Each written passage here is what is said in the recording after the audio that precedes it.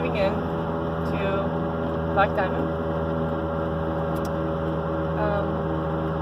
trying to get a vehicle that was mechanically sound. I'm going to go backwards from this. Earlier this week, or within the last 7 days, I was in Holdridge when my truck completely shit out. I mean, it metal on metal, loud grinding sound. I don't know what the fuck it was. Especially on startup, you could really hear it. And it turned out I had blown there was a tensioner pulley. Well, it wasn't a tensioner pulley. It was a pulley on the AC belt, the smaller one. And I blew it. And it busted. I found out parked. So 6 a.m. to 4 p.m. I was stranded in Holdridge. No one to call. No one to call if I could call. Because my phone was dead. No charger. Truck wouldn't run. And 24 people, one being an officer that had seen me during this time period. None of them offered to help. None of them asked if I was okay. Nothing. I did walk off and find a cord, get some information. Whole compressor was fucked. Hence why I'm not able to go over 30 at this moment. And I'm wrapping out at 3,500, you know.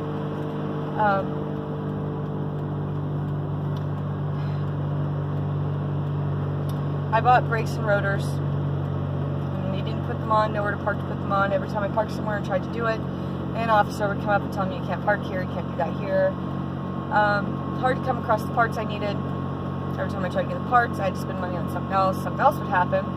Or, you know, like when I got arrested, I was supposed to have picked up parts that day, calipers. I needed brake calipers.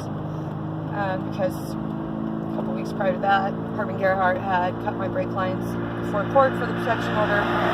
Prior to that, he'd been taking parts off my car and his wife's truck at night for his vehicle. Prior to that, David and him had disabled my vehicle. Mostly, I believe David at that time, but so I couldn't leave. Prior to that, Grace Blim had offered to have my vehicle repaired by this guy, and then some birdie told her I was some druggie or whore or whatever the fuck she was told, and so she decided she would no longer help me and I was a piece of shit. Whatever. She's a pothead and a pastor, you know, kettle black, but whatever. I didn't care. At that point, so many people had deserted me and blamed me for their own problems. I wasn't surprised. I could have fixed it myself, but my landlord in Nebraska had stolen all my property, all my tools, my home. We had to flee my home for her health, but she refused to correct the house of the health problems that caused us or clean our belongings from toxicity, and retaliated instead of correcting it. Worked her way to get us kicked out, but we had chosen to flee and abandon all of our belongings in December, which put us in Colorado, where prior to coming to Kansas from fleeing Colorado, my cousin had put new tires on my truck. So between Colorado tires and Kansas David, something had started to really go wrong. There were problems beforehand, which I tried to get repaired and had it set up to be repaired because I'm the one that diagnosed the problem.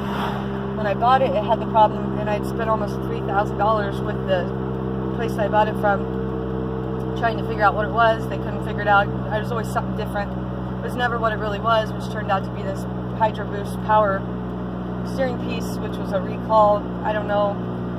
I couldn't get anybody to fucking do it, so no one would listen to me.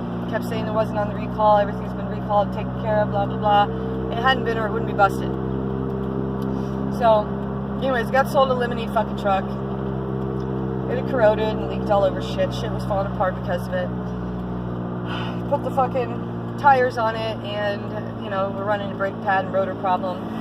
Something went wrong there, and then David had caused more injury to it with transmission.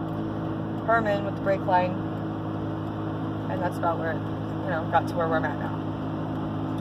Now, my dad and Darlene were going to help me with the truck once, but there are personality problems and my refusal to cooperate with their personality problems denied me that. Grace Blim was going to help me with it, and then gossip and rumors and haters, apparently, that I didn't know I had, caused her to hate me, which withdrew that from me. Trevor and Jory were supposed to fix it a year prior. It wasn't a priority for them. Plum Creek wouldn't fix it. I was more than willing to get the parts and do it myself, but I have no tools, I have no money.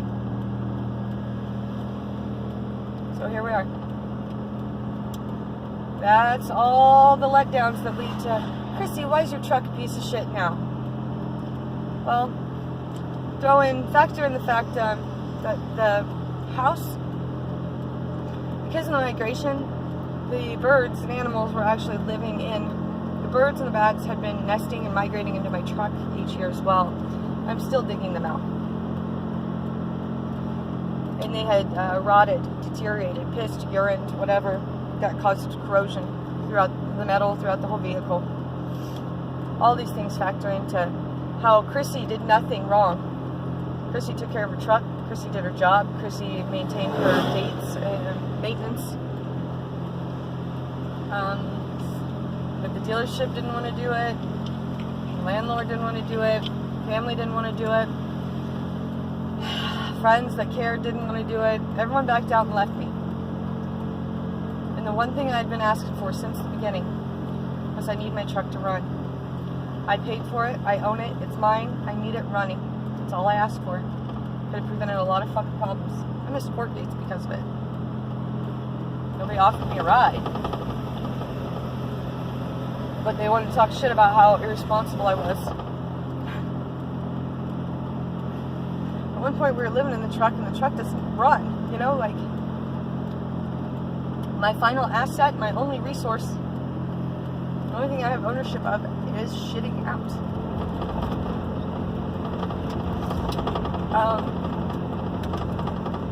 So the guy who unlocked my truck after a big lockout, 4 people that couldn't get into it, happens to be a mechanic.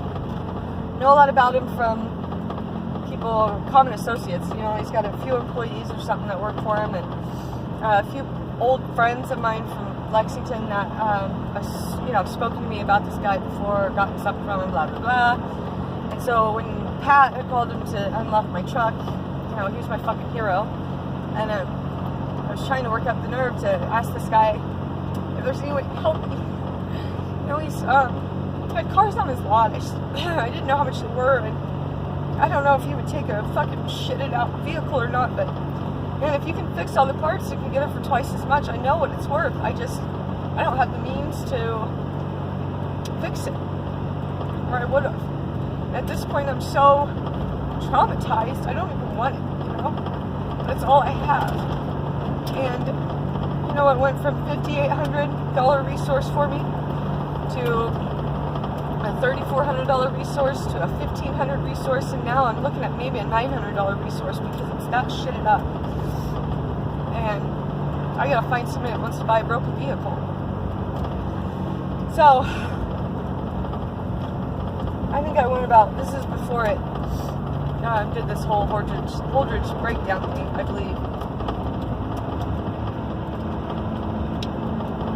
I ended up cutting the belt line so it would drive. I talked to him then, I don't know, maybe it was right before that. But I sat down and talked to him one night, worked up the nerve to go up there, and asked him this thing, you know, I'll give you this vehicle as is. You can fix it up, resell it, whatever you want to do with it. And I've got brakes and rotors. If you don't want to buy them, I'll take them back. I just got to get the receipt. They said I could return them as long as I had the receipt. But it'd be really cool if you wanted them. That's great. If you don't, that's fine. I'll take them back and get the money. But either way, I can either give you $429 worth of brake pads and rotors plus the vehicle. If you have anything you can trade me on your lot, I'm willing to work in lieu of anything that would exceed that. If you need some cleaning done, I can do some basic manual labor on vehicles, mechanical stuff, oil changes, tire rotations, you know. there's anything I can do to work off anything that exceeds that, I get $400 a month. I can give you half of that each month or a portion of it. That's all we have to live on. I don't have a home. This is my home. My friends let me stay with her, but if that goes bad, like it has everywhere else, I don't have anywhere to sleep. We have nothing. And I tried not to do this part of it because I don't think it's fair. And he had already pretty much said, see what we can do, and wanted to help me before I told him all that. So I killed the battery when I was trying to clean it the other day, because I figured I was going to sell it or part it out or something. I wanted it to be clean and presentable. So I was cleaning it, and I thought I had it just over. I must not have clicked it back. So the battery was running, and I killed the battery, which was fine. Tanya, gave me a jump start on it. I went and talked to him that day without the truck, because I was dead. And he agreed to let me bring it in. And I said, well, if I don't talk to you by Thursday, because he was willing to come tow it from Arapahoe. Well, I don't want him to waste his money, gas, and time if I can just jump start it and get it there. So today, that's what we're doing. Oh, it smells hot as fuck. Transmission's definitely fucking hot. Oh, fuck. Well, we're almost to Lexington anyways. Where I need it to be. And I don't know. I'm really upset about being here. Because if anything goes bad at Tanya's, I'm just fucked. I'm just straight fucked. And or if this guy, decides he doesn't want to help me for some reason, I'm fucked. The best scenario is I part it out, sell it outright, or take it to metal and have them sell it for metal. And if that's the case, I need to strip it down as much as I can so I can get the full metal weight. Metal's not very high right now. I did a little scrapping recently with Stevie, and metal's not so high right now. So I'll be lucky to get 250, maybe 300, when usually on the high side it's at 600 for its weight, for sure. So today we drive hot transmission, barely running, to Lexington to Black Diamond. I'm on a wing and a prayer. This all could have been prevented from get-go, it's a matter of a lot of people letting me down, a lot of people choosing to believe not what they see but what they hear. A lot of pain. This is the last resource I have. So, wish me luck. This is the whole fucking journey. This is Nebraska. Honestly, it's not for everyone.